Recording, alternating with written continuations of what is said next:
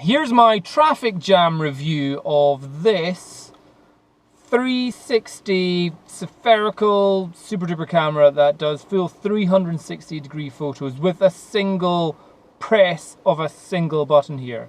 It's called the Ricoh. I always thought it was Ricoh for some reason, but it's Ricoh is how you pronounce it. Ricoh, and it's a Theta S.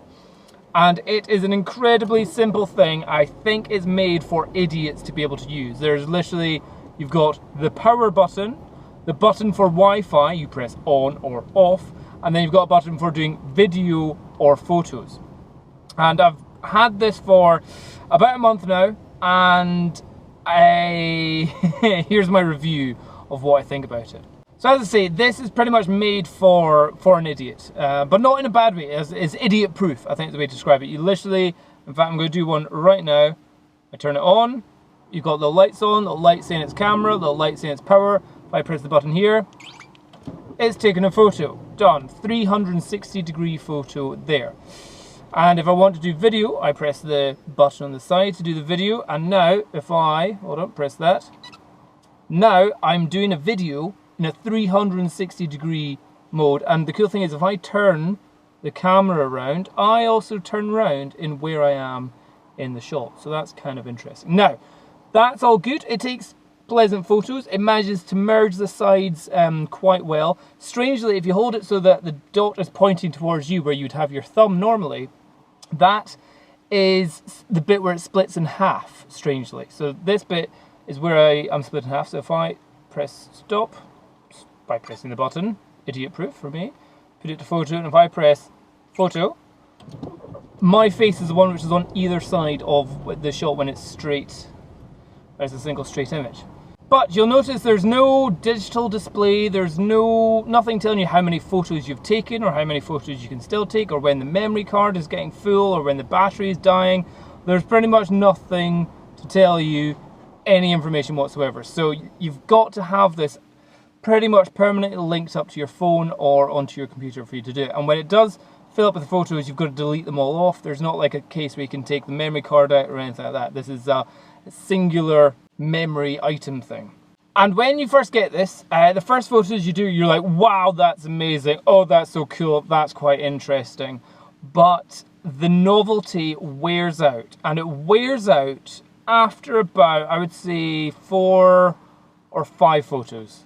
Then you're like, yeah, it's great. So if you're taking a photo like this all the time, it's a 360-degree photo with your face in it all the time. So you're like, you just look like you're in the shot every time. So then you try and go, right, how can I do it where I'm not in the shot? So you hold it above your head. And unless you're holding it perfectly straight, if you have an angle, you've got a fully wonky picture to kind of go with. So the editing is just pretty rubbish in how much you're able to play with the photos afterwards and straighten them. Like at least in if you're doing a stitched panorama, a lot of the stitching software has the option for you to straighten the horizon or level the image. This, you don't get any of that. Certainly not at the moment from what I've seen or used in the editing software. Additionally, if you want to get this so that your 360 photos come up as that cool thing where you can move around in the photo, it's a very simple case of drag and drop onto Facebook. However, only do one at a time. If you try and do multiple photos, for some reason it doesn't work. You have to do one at a time. So you have to be sure that you've got something which is really cool, where people really want to see a 360 photo, otherwise you can't do it. Otherwise you're doing post after post after post instead of like a group kind of shot. So Facebook doesn't do that. Again, if you're trying to stick the videos onto YouTube, there's some serious editing and hoops and jumps and things that you need to jump through to get this to be that cool thing that you can see on YouTube where you can move around. Same with if you're doing it on Facebook as well. It's not that simple, and it loses its like wow factor. It loses its wow. It's so easy to use when all of a sudden you go, wait, I need to edit it and transcribe it and put it in a certain file format and upload it in a certain AVI or VHS or blah blah blah system. You're like, oh, it's very easy to take photos, very easy to take the video. However, to get it so it's working as you would imagine it, or as you've seen it on other channels, it doesn't quite do it as you would expect, or not as simply as you'd expect it to do. So in the end, this is about a £300 device, which again, even for my own work, which is in property, we thought, hey, this might be a great idea. We could just give it to people to go into properties and go beep, beep, beep, beep, beep. Cool, we've got 360-degree photos in every room of the house. And it ends up just people kind of all you get is full photos of people taking photos of themselves with the rest of the house at a wonky, funky angle if you don't have it perfectly straight up and down. And if you have it above their head, it just looks a bit weird. So it loses its novelty very, very quickly. Its actual usefulness in real life situations is absolute, like as a business thing, not really that useful. If you're really, and also there's no way of setting a timer on it. There's no way of changing the exposure. There's a tripod socket. This is the bit I love. There's a tripod socket here. If I put it on a tripod, I still need to go up to the tripod, press the button, and then walk away. But it takes the photo straight away. So like, what was the point of that? I haven't seen.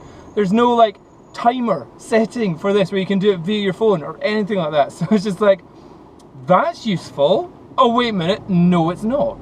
So yeah, it's in its simplicity, it loses quite a bit of functionality, and with that, it makes it actually more cumbersome and it's more difficult to get useful shots or interesting shots without just being bog standard above my head or in front of my face photos all day every day. This is a serious novelty item which loses its novelty within an hour. Just to be aware. Hope that helps.